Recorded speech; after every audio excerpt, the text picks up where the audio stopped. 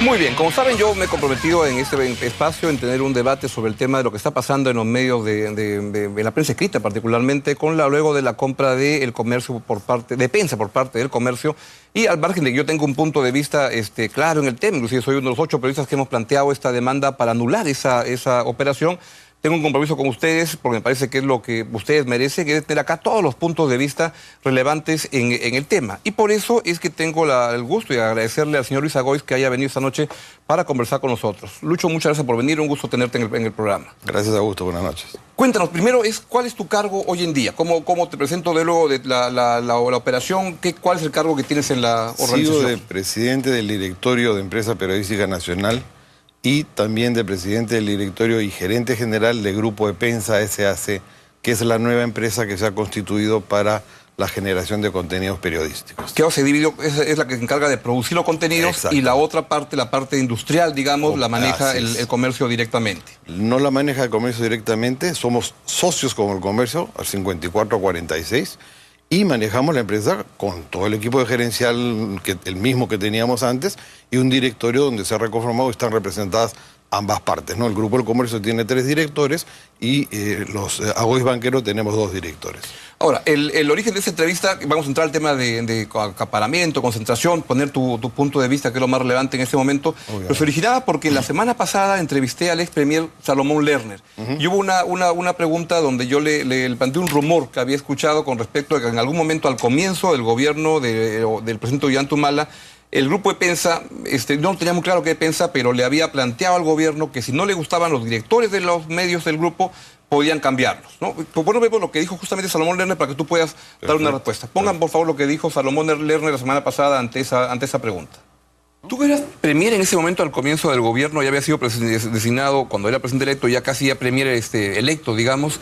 Y yo escuché una historia que me contaron en ese tiempo, no sé si tú te ibas a enterar, que un grupo periodístico mandó el mensaje a Palacio de Gobierno al presidente Ollanta que si les molestaba el director de uno de los medios que ha comprado el Grupo del Comercio ahora, el grupo estaba dispuesto a retirarlo.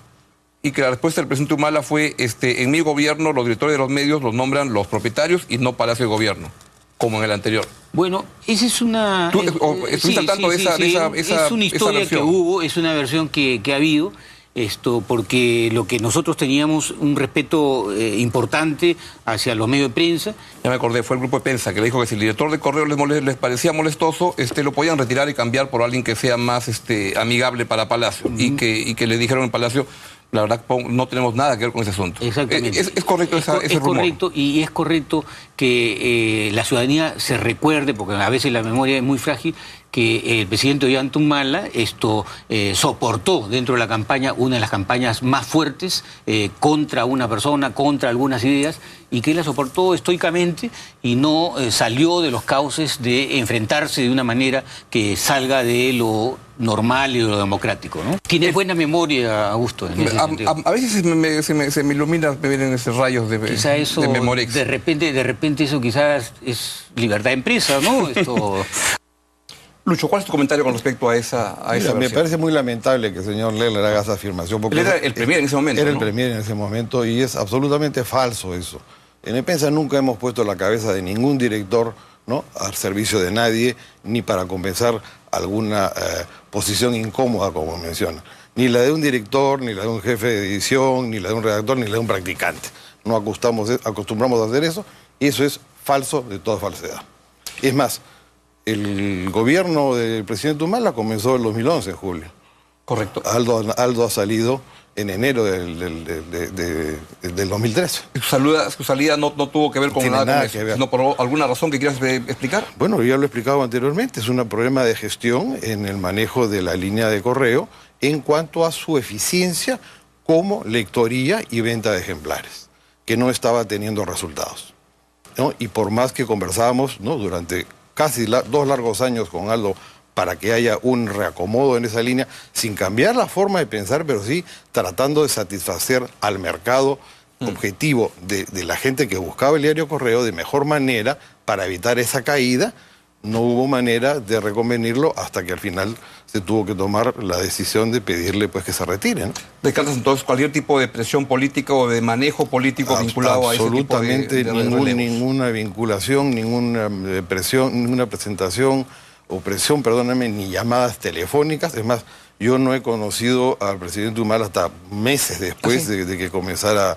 Es más, lo conocí en una situación totalmente ajena. Como presidente del Consejo de la Prensa, nos pusieron partes del Consejo de Seguridad Ciudadana y como tal acudí a reuniones colectivas, obviamente, donde participaba mucha gente, y lo que hablamos era de seguridad ciudadana y de nada más, ¿no? Y no de prensa ni nada de Ni eso. nada de prensa. Y reuniones privadas con el presidente Humala no he tenido nunca.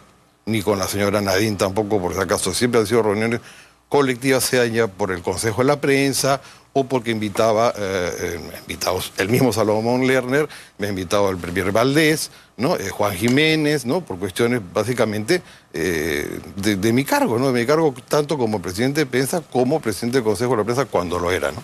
Vamos entonces al tema de la operación. ¿Cómo te sientes haber estado en el medio en el meollo de todo el movimiento, en una situación en la cual un sector de la sociedad lo que critica es que como consecuencia de tu decisión finalmente se ha puesto en riesgo la libertad de expresión en el país?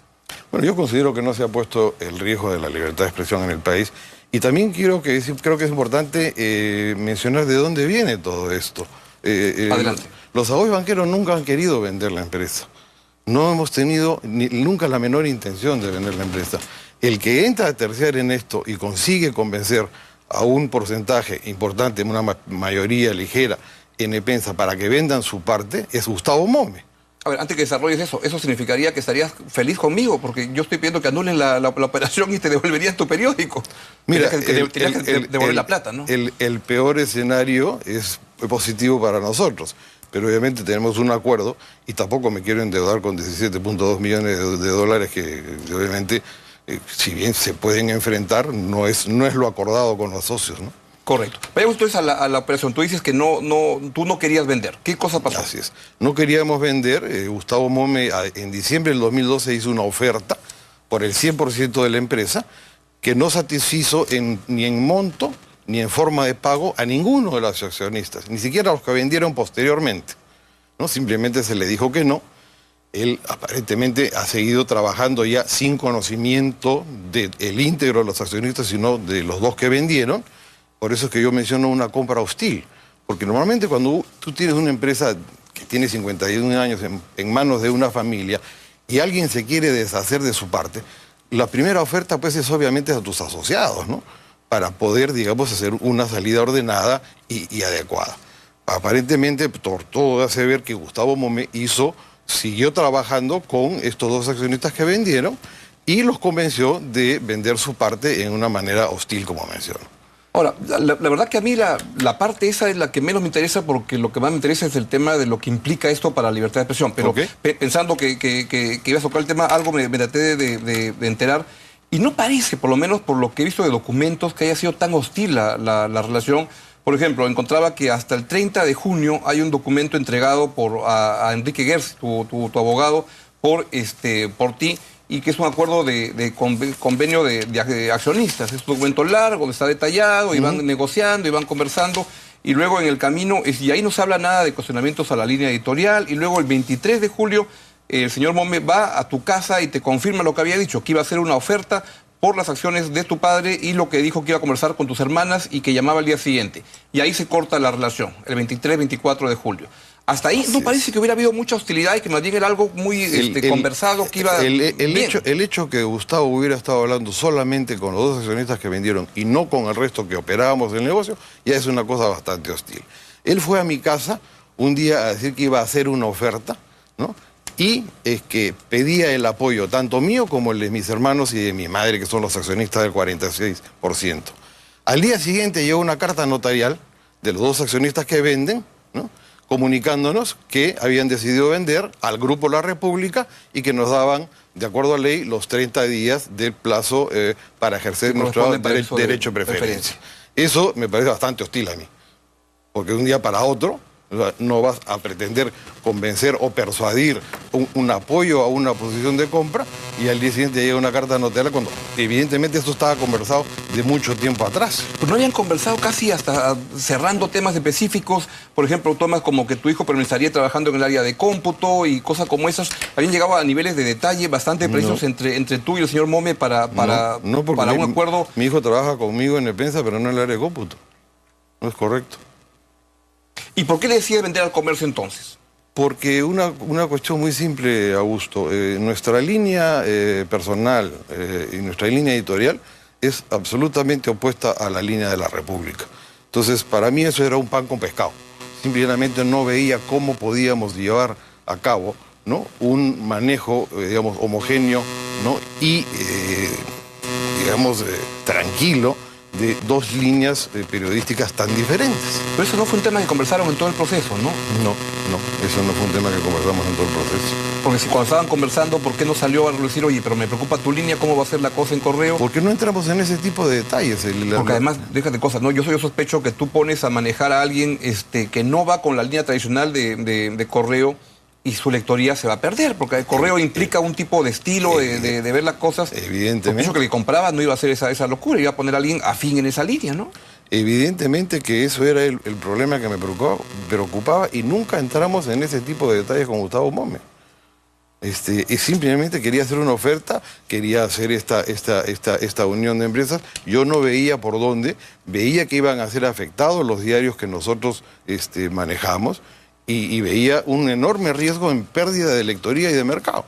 O sea, por eso es que nunca entramos en detalles. Yo, de alguna manera, si quieres ponerlo en una manera coloquial, le di un poco de largas a Gustavo, porque no tenía el menor interés en hacer esa venta, en que esa venta se produjera. Ahora, hay un momento en el cual el comercio entra y lo que te ofrece es, entiendo, el doble a cambio de que ya cortes totalmente la relación de conversación con Mome y llegues a cerrar con ellos la transacción. ¿El doble en dinero? Así es. No es cierto. El comercio, ante la carta notarial que te he mencionado, donde ya la parte vendedora fijaba el precio de 17.2 millones por el 54%, ¿no?, entró a hacer un due diligence que fue casi un récord mundial, porque lo hemos hecho en 15 días, cosa que es muy rara. ¿Por qué lo pudimos hacer con el comercio? Porque obviamente al ser un jugador que está en el mismo negocio que uno, conoce perfectamente el tema y puede asumir riesgos que cualquier otro inversionista no haría. Hicieron la oferta por el 54% de exactamente el mismo monto que ofreció Gustavo Mome, 17.2 millones. Lo que obtuvimos es que por el 46% restante de propiedad de los Agois Banquero, el comercio lo valorizara en 20 millones de dólares. Entonces, si tú tomas 17.2 y lo llevas al 100% del 54, te da 31 y fracción. Si tú tomas 20 del 46 y lo llevas al 100%, te da casi 44 millones. No significa que nosotros nos hayamos ganado una diferencia, sino que valorizaron la empresa de mejor manera. Y esta operación que sacó caretas esta semana, lo de la compra con la compra escrow, que era como, de lo que deduzco de lo que se describe acá, que era como una especie de que como el comercio no tenía derecho de preferencia, era una manera media escondida de hacer las cosas para que compren. No tiene nada de escondido ni de oculto. Quienes ejercemos el derecho de preferencia somos los hermanos Agois Banquero y mi madre, dueños del 46%, ¿no?, porque nos habían dado ese derecho de preferencia. ¿Con qué dinero lo ejercemos? Con nuestro dinero. 17.2 millones de dólares. En el momento que el comercio nos prestó ese dinero ya es nuestro. Cualquier abogado, cualquier jurista te lo puede decir así. Y nosotros ejercimos nuestro derecho de preferencia con un dinero que era de nuestra propiedad. Esa es la realidad jurídica de esta situación. No es dinero. Ahora, si ese cheque se anuló, habría que preguntarle a qué nombre quién está girado. Este de acá, ¿no? Sí. ¿Quién puede ordenar que se anule un cheque de gerencia? Al que le han girado el cheque. Sí. Yo no tuve nada que ver en esa operación. Sería bueno preguntarle a la señora Marcia Miendro de Agois, o quienes estuvieron con ella en esa operación, por qué ordenó la anulación. ¿Te parece si vamos a una breve pausa y ya dejamos ese tema y entramos al tema de lo que va a significar para esta reunión, ¿cómo le llaman? Asociación, nosotros llamamos concentración, para la operación de la libertad de expresión y los contenidos y las ideas en el país y las eventuales soluciones que se están discutiendo. Pausa y venimos con el señor Luis